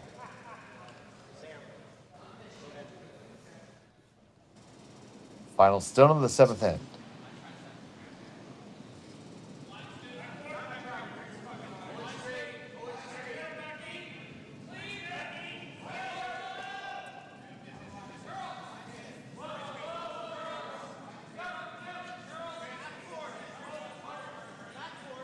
Trying to carve this over a little bit is Walker.